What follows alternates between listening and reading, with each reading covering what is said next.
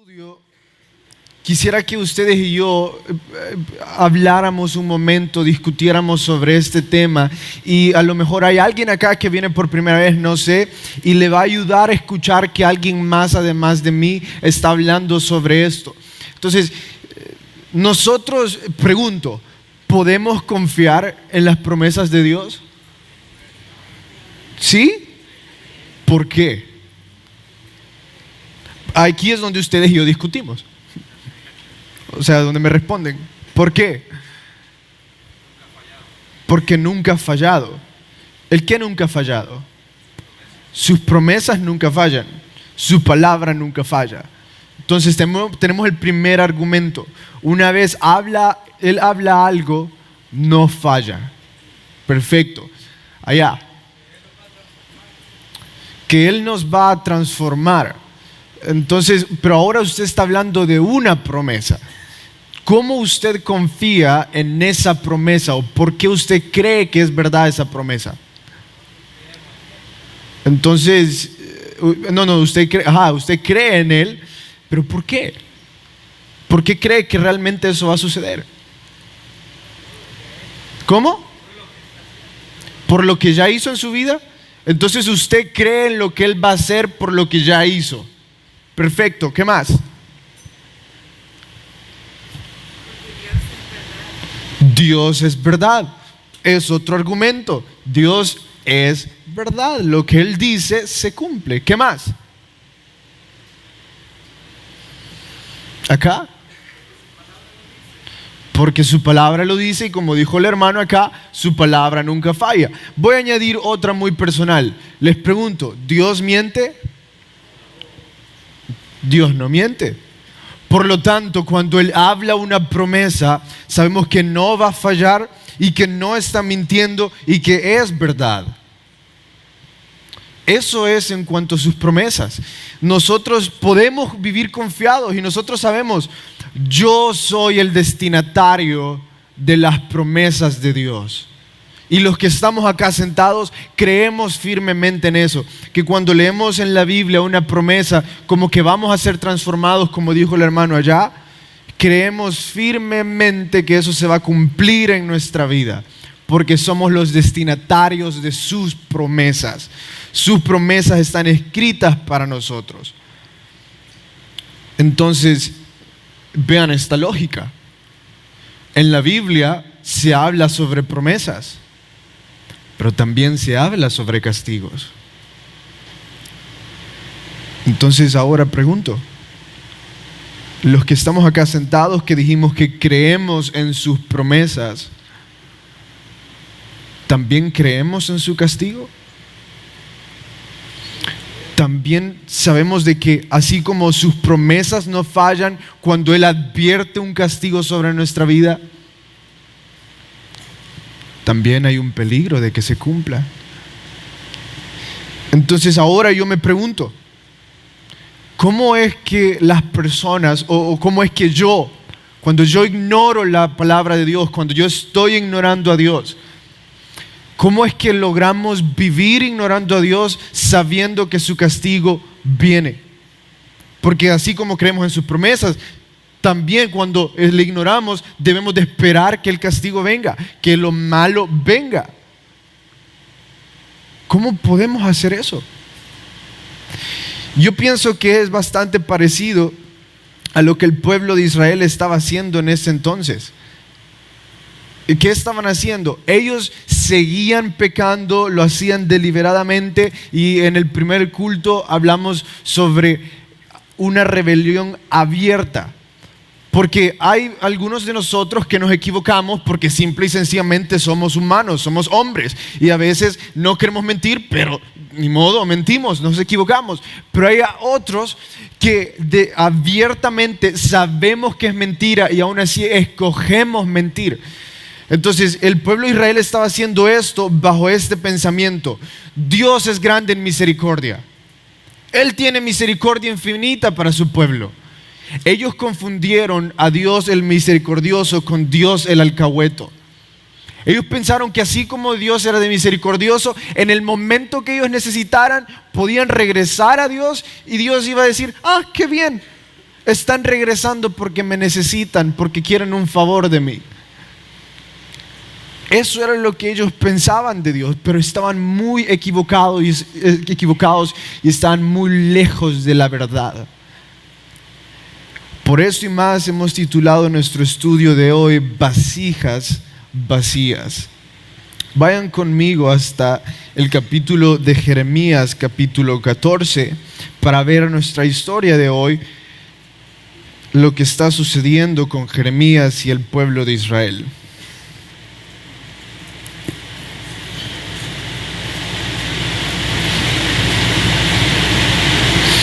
Vasijas vacías. Capítulo 14, y pronto se darán cuenta por qué nuestro estudio de hoy. Capítulo 14, verso 1. Palabra de Jehová que vino a Jeremías. ¿Con motivo de qué? Bueno, ahora vean esto. El mensaje que Dios le está dando a Jeremías es que va a venir sequía al pueblo. Y miren el parangón que hace Dios al hablarle a Jeremías con algo más que había sucedido antes. Verso 3. Los nobles enviaron a sus criados a traer agua. Vinieron a las lagunas y no hallaron agua. Volvieron con sus vasijas vacías. Se avergonzaron, se confundieron y cubrieron sus cabezas. Paren ahí.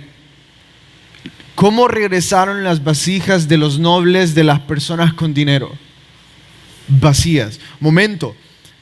Dios está diciendo que va a venir sequía. Esto no está sucediendo aún. Dios le está diciendo a Jeremías lo que va a suceder por la rebelión abierta del pueblo. Ahora, en el culto del miércoles, en el estudio del miércoles, los que estuvieron acá, recuerden que mi papá habló sobre este dicho que en Israel se manejaba en ese entonces, que decían, ¿tendremos siempre nuestras vasijas? ¿No nuestras tinajas? Wow, mi papá como que los arrulló. Llenas. Gracias, hermana. Los profetas les decían en ese momento, no se preocupen, sus vasijas, sus tinajas siempre estarán llenas de vino, siempre van a vivir en abundancia, van a tener prosperidad, hagan lo que ustedes quieran, nuestro Dios es el Todopoderoso, van a prosperar. Pero ahora lo que va a suceder es completamente lo contrario. Esos profetas les dicen que van a vivir en prosperidad, pero su rebelión los va a traer a tener vasijas vacías. La sequía está a punto de venir. Y miren cómo se va a ver esto en el pueblo. Verso 4. Porque se resquebrajó la tierra por no haber llovido en el país. Están confusos los labradores. Cubrieron sus cabezas. Paren ahí. Cuando dice que se resquebrajó la tierra, si ustedes han visto fotos de lugares bastante áridos, ustedes también han visto cómo es que lo caliente del sol hace que se quiebre la tierra y haya grietas ahí en medio. La sequía iba a ser tal que eso era lo que se iba a ver en Israel. Y por lo tanto, los labradores iban a preguntar, bueno, ¿cuándo entonces sembramos? Ya es tiempo de sembrar y aún no podemos hacerlo. Verso 5. Aún las siervas en los campos parían y dejaban la cría porque no había hierba. Paren ahí, ni aún los animales iban a tener para comer. Las siervas madres que están en su cabeza está proteger a su bebé. Por la sequía sabían que ni siquiera había comida para ellas, entonces lo dejaban. Lo que se venía iba a ser tan terrible. Incluso con un amigo Ayer hablábamos porque fuimos a ver a un recién nacido, un amigo de nosotros, los que ustedes conocen a Calero. Creo que el viernes nació su bebé. Entonces lo fuimos a ver y estábamos viendo al niño tan bonito. Y cuando regresamos de verlo en el hospital, él me decía, tengo miedo, Carlos. Yo le dije, ¿de qué? Imagínate traer a un bebé a un mundo como este, que cada vez parece que se deteriora más. Y yo le dije, bueno, que tenemos esperanza en Dios. Porque si eso no sucediera, ¿quién va a querer traer a un bebé a este mundo? Los que tenemos esperanza en Dios, no hay problema. Pero esto era lo que se estaba viviendo en Israel en ese momento. Lo que se iba a vivir, así de mal. Verso 6. Y los asnos monteses se ponían en las alturas y aspiraban el viento como chacales. Sus ojos se ofuscaron porque no había hierba. Paren ahí. Dios le está describiendo gráficamente la sequía a Jeremías. Y ahorita vamos a ver por qué era tan terrible esa sequía, pero oremos antes. Jesús, gracias por habernos dado la palabra. Señor, gracias porque cada vez que la leemos te podemos encontrar. Cada vez, Señor, que nos acercamos podemos escucharte.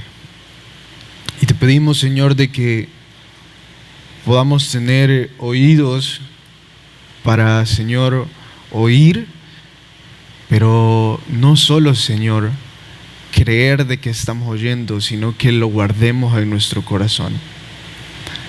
Que, Señor, no solo entendamos palabras, Señor, sino que también pongamos en acción lo que tú nos estás llamando a hacer. En tu nombre oramos. Amén. ¿Por qué era tan terrible la sequía geográficamente que se venía con ellos? Bueno, les voy a hacer una comparación. Las personas de Egipto vivían confiadamente sabiendo que estaban seguros por el río Nilo. Ellos habían construido todo Egipto alrededor del río Nilo porque eso les servía como un sistema de riego para sus cultivos. Ellos de ahí extraían agua para poder regar todas las plantas que ellos necesitaban cultivar y así tener comida.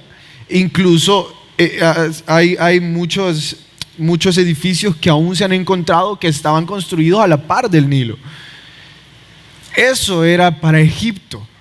Esa era la forma en la que Egipto sobrevivía, gracias al Nilo.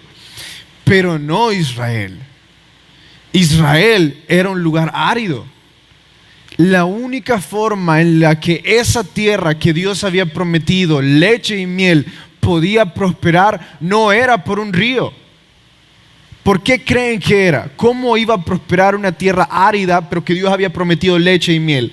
Algunos de ustedes que a lo mejor son buenos en geografía, cuéntenme, ¿cómo entonces prosperaría una tierra así? O no sé si son agricultores también. ¿Cómo prosperaría? ¿Cómo prospera una tierra que está lejos de un sistema de riego? Como un río o un lago. ¿Cómo? Lluvia. No hay otra forma. ¿Y cómo puede el humano controlar la lluvia? ¿Cómo? No hay forma.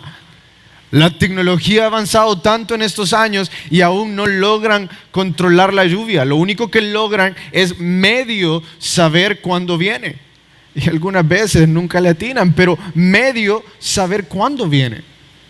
Por lo tanto, la única forma en la que el lugar donde fluye leche y miel iba a ser próspero era si ellos seguían lo que Dios había dicho. No había otra forma, no había en nadie más quien confiar.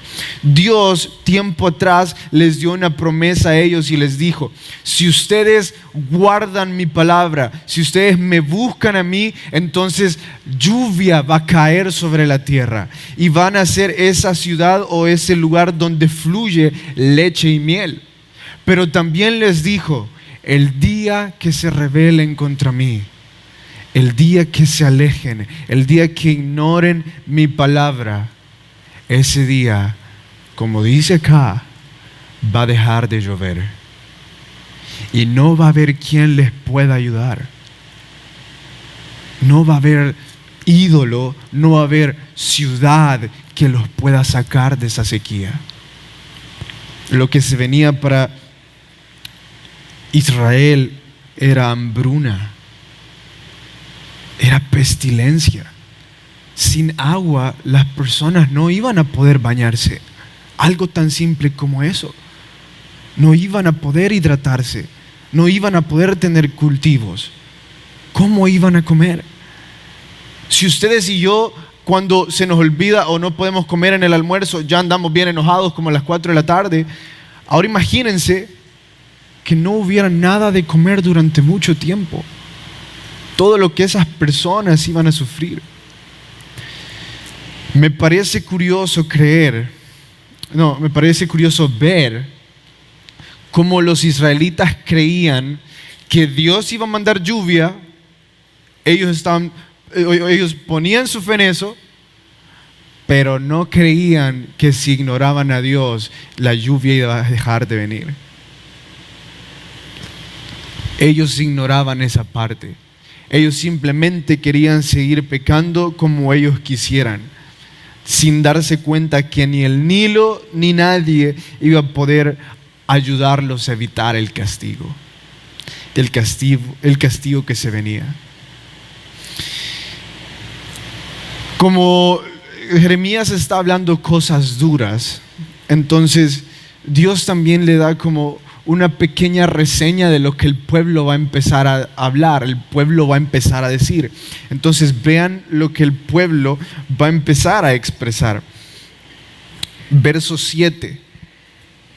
Aunque nuestras iniquidades testifican contra nosotros, oh Jehová, actúa por amor de tu nombre, porque nuestras rebeliones se han multiplicado.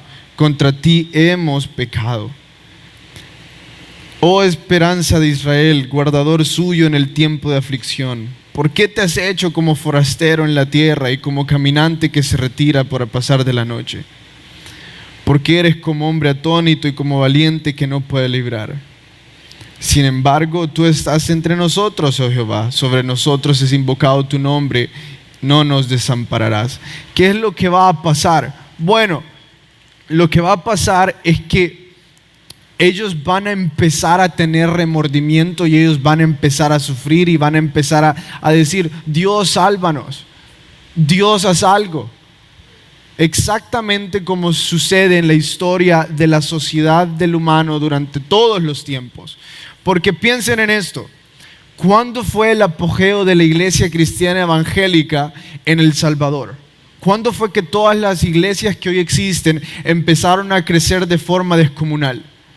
Piensen, ¿cuándo? En la guerra civil.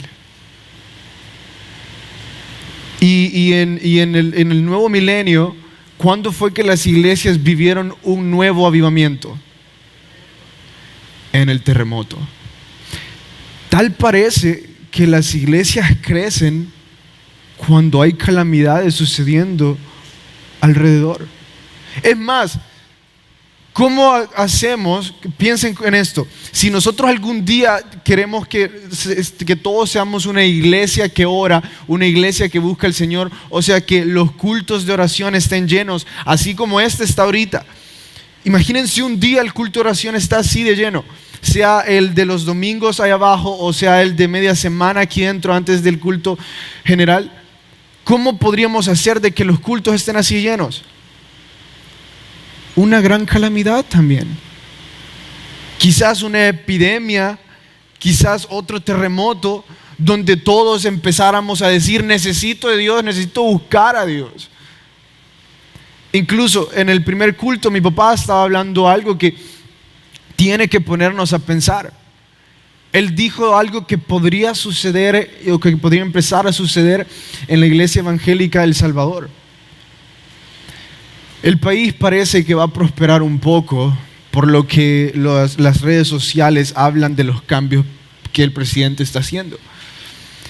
Es nuestra esperanza que así sea, que no solo sea publicidad, sino que sea así. Y yo pienso que todos como salvadoreños estamos alegres de ver que ya no se ven tantos asesinatos y policías, y los salvadoreños estamos felices de caminar en el centro. Entonces el país va a prosperar, va bien. Pero como el país va a ir bien, muchos van a creer que ya no necesitan a Dios. Entonces las iglesias se van a empezar a diezmar. La cantidad de personas en las iglesias va a ser menos y menos. Incluso la juventud puede hacer de que, como ya crea que no necesita de Dios por la cantidad de oportunidades y seguridad, tampoco vengan. Eso es una posibilidad muy grande que como salvadoreños podríamos sufrir. Ante la prosperidad, olvidarnos de Dios, que es exactamente lo que estaba pasando con el pueblo de Israel en ese momento. Entonces, ¿estás diciendo que deberíamos de esperar calamidades, de que deberíamos de orar por calamidades? ¿Que esa es la forma en la que Dios trae a su gente? Momento, no estoy hablando de eso. No estoy hablando y no estamos ahora haciendo una nueva doctrina donde debería de haber calamidades porque esa es la única forma en la que la gente va a venir. Tampoco es eso. Dios sabía esta verdad y Dios sabe esta verdad. Durante la calamidad, las personas se van a acercar a Él. Pero se van a acercar a Él para que les restaure y les prospere, para seguir robando, seguir adorando a otros dioses y seguir haciendo lo que ellos quieran hacer.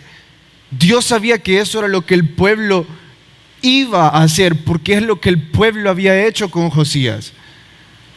La restauración espiritual que Josías provocó en el pueblo les llevó a prosperidad.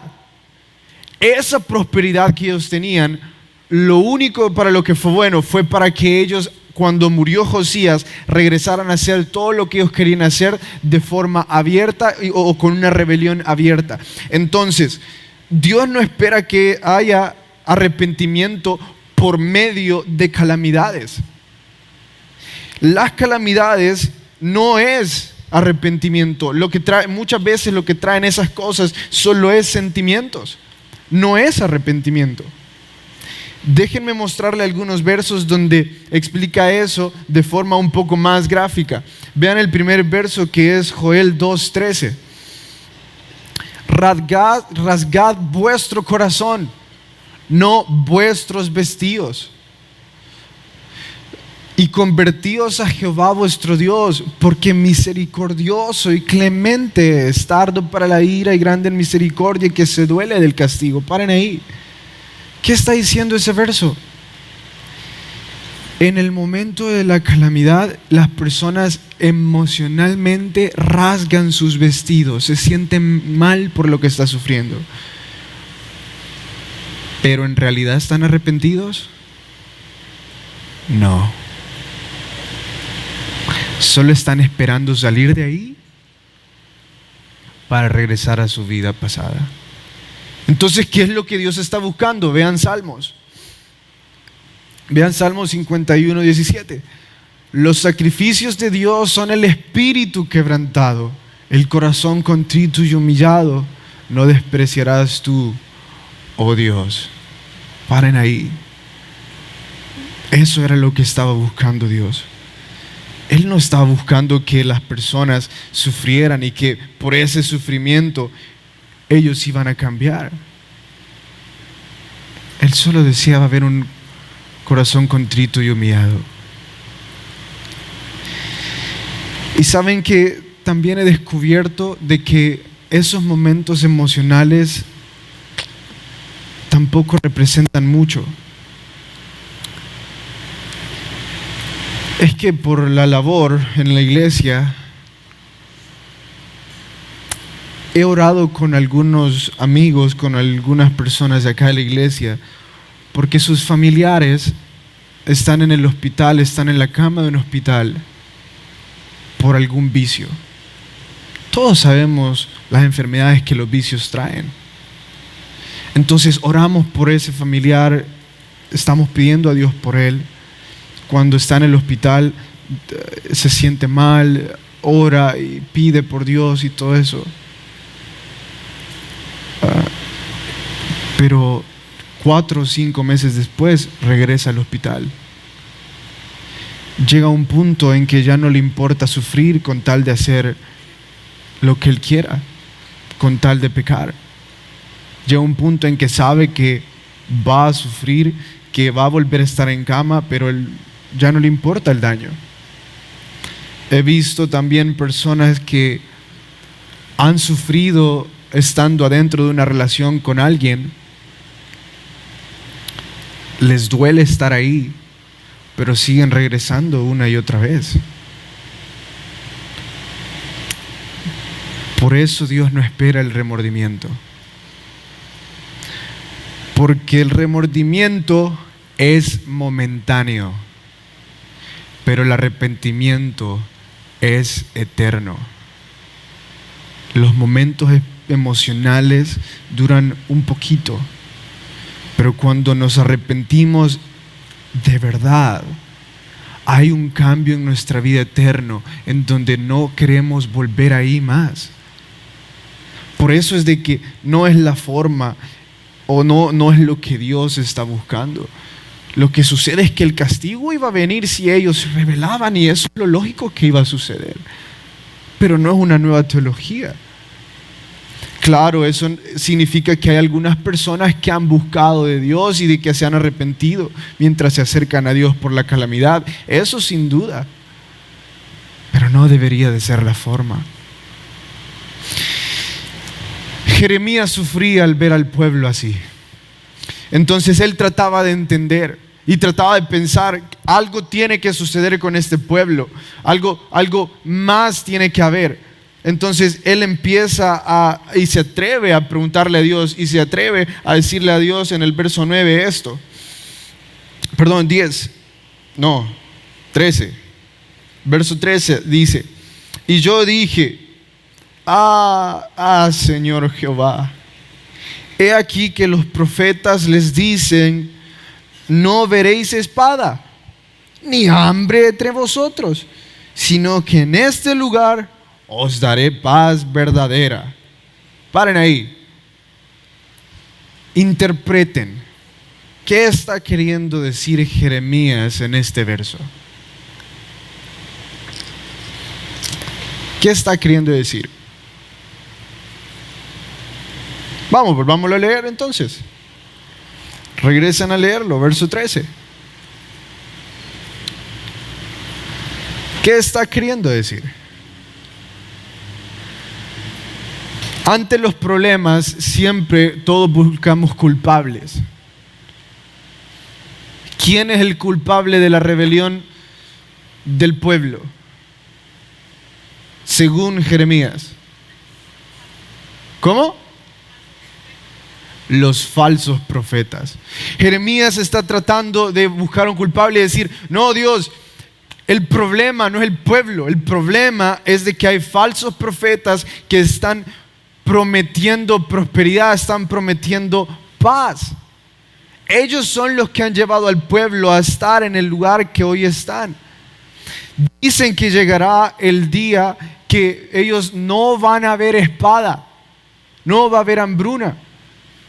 Por eso están así, por eso siguen así. Entonces Dios le responde en el verso 14 a Jeremías: me dijo entonces Jehová: falsamente profetizan los profetas en mi nombre.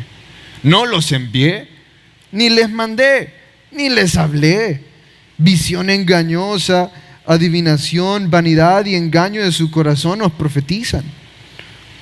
Por tanto, así ha dicho Jehová sobre los profetas que profetizan en mi nombre, los cuales yo no envié, y que dicen: ni espada ni hambre habrá en esta tierra. Con espada y hambre serán consumidos esos profetas. Y una vez más, vayan en el verso 18: si salgo al campo, he aquí muertos a espada, y si entro en la ciudad, he aquí enfermos de hambre, porque tanto el profeta como el sacerdote que anduvieron vagando en la tierra no entendieron. Paren ahí. El punto que Dios le está tratando de dar a entender a Jeremías es este. Jeremías, va a venir un castigo para los profetas. Ellos van a pagar lo malo que están haciendo. Pero también es culpa del pueblo. Ellos son los que desean escuchar prosperidad. Ellos son los que desean escuchar un culto que ellos quieran. Porque ¿saben qué es algo bien curioso? Que muchos años después, este pueblo no escuchó en este momento a Jeremías, pero muchos años después, en el tiempo de Jesús, ¿saben quiénes eran las personas respetadas de ese entonces? Esos profetas que en ese momento el pueblo no escuchó. Isaías, Jeremías, Ezequiel, la palabra de ellos estaban escritas en rollos que las personas leían diariamente. A ellos escuchaban, pero al mismo Jesús que lo tenían enfrente, no deseaban escucharlo. ¿Qué estás queriendo decir, Carlos? No se trata del predicador, no se trata del mensaje. Se trata de que el pueblo no quiere escuchar, no quieren nada con Dios. Ignoraron a Jeremías en su tiempo, como también ignoraron a Jesús en su tiempo. Ellos simplemente no quieren nada que ver con Dios. Por eso, así como sí es culpa de los profetas, también es culpa del pueblo. No solo es culpa de los profetas, es el hecho de que ellos siguen escuchándolos a esos falsos profetas. Ahora bien, dejando de un lado un momento al pueblo, pensemos en esos falsos profetas. Es que uno de los predicadores de Calvary Chapel que solían venir bastante aquí a El Salvador, él era bastante impulsivo. Entonces, cuando él iba a otras conferencias con otros pastores y escuchaban que esos pastores hablaban mentiras o que hablaban engaños o que apenas si leían la Biblia al momento de predicar, que no la estudiaban, él al final siempre iba, confrontaba a los pastores y les decía: ¿qué estás haciendo? ¿Por qué no estás enseñando la Biblia?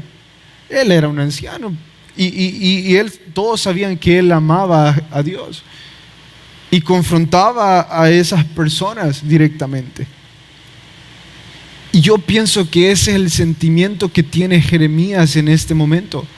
Ve cómo hay otros que tienen al pueblo engañado y les está diciendo: ya, paren. Bueno,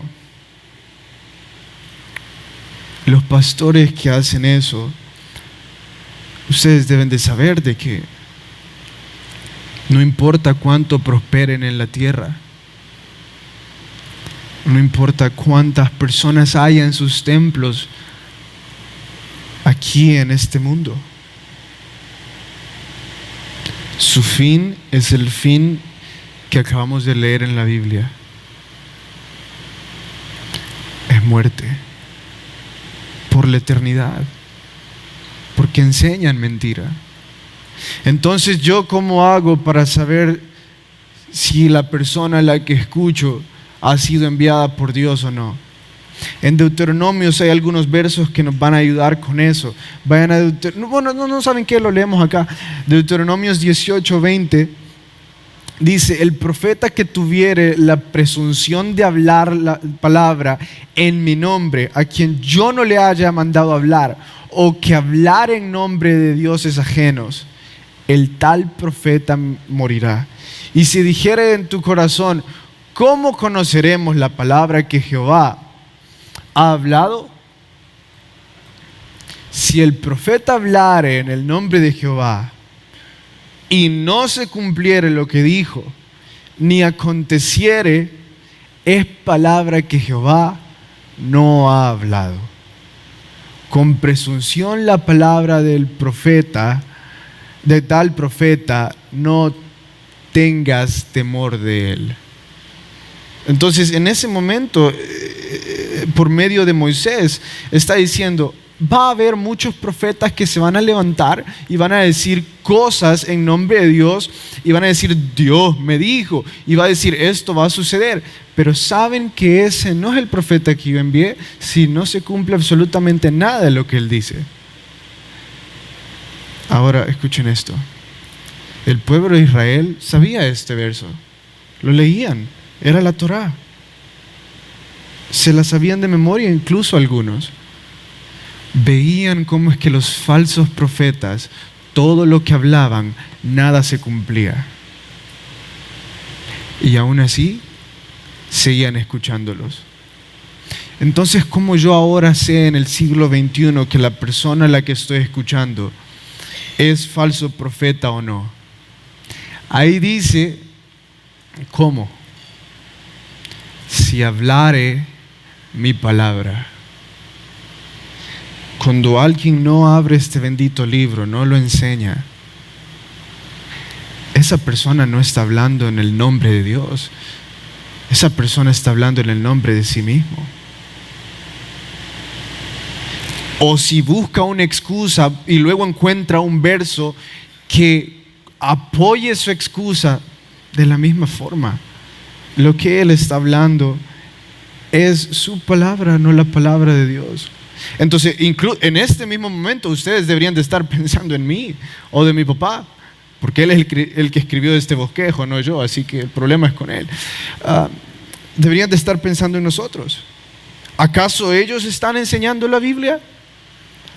¿Acaso ellos están diciendo lo que dice la Biblia o están diciendo alguna otra cosa? Y determinar si deberían de estar acá o no. Todos estos estudios de Jeremías han sido así de difíciles. Incluso debo de decirles que el miércoles de adoración y oración, para los que ustedes vinieron, yo pasé tanto tiempo buscando una forma de que el devocional fuera un poco consolador, fuera un poco confortante para escuchar. No, ¿qué va? Pasé toda la mañana intentando hacerlo y no pude. No había forma. Dios le estaba diciendo, van a hacer un cinto podrido por su soberbia. ¿Qué de bonito le iba a poner a eso? No había. Y hablábamos con mi papá cada uno de los sermones de Jeremías casi que desde que empezó. Han sido duros y duros y duros. Al punto en que ustedes tienen que saber, los predicadores nos sentimos un poco agobiados de estar siendo duros en cada momento. Es un poco agotador. Incluso una de las veces que íbamos a predicar juntos con mi papá, yo le dije, papá, no puedo predicar eso. Es una exhortación muy fuerte que la debe de hacer el pastor. No me siento capaz de hacerlo. Él me dijo, pues vas a hacer lo que yo digo, no lo que vos crees, y me puso a predicar, pero es realmente agobiante.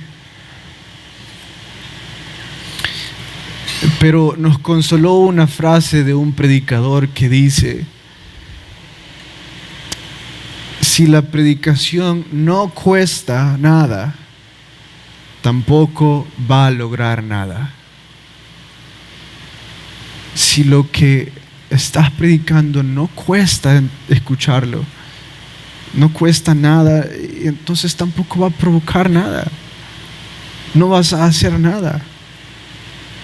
Es difícil, por lo tanto conocemos, creemos de que también va a provocar algo bueno. Así como Jeremías estaba pagando el precio siendo ignorado, también nosotros a veces tenemos que pagar el precio de que no sea bonito lo que nosotros digamos. Hasta me da miedo creer que hay muchos predicadores, muchas iglesias que intentan cambiar todo en la iglesia. que las luces sean bonitas, que la experiencia sea emocionalmente bonita y que las canciones y que todo. Intentan cambiar muchas cosas en la iglesia, pero no cambiaron el corazón de las personas. Porque la única forma en la que se puede cambiar el corazón de una persona es por medio del arrepentimiento, que es lo que estaba buscando Dios.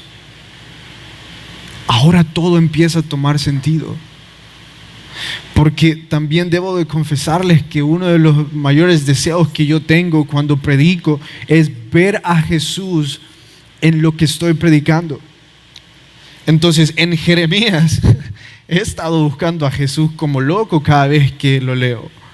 En Icon es bastante fácil para mí encontrar a Jesús porque estamos estudiando el libro de Marcos. Pero aquí buscar a Jesús me llevó otro buen tiempo. Leyendo esta historia, ¿cómo veo a Jesús en esta historia? Si lo que Dios dice es que si no se arrepienten va a venir mucha sequía.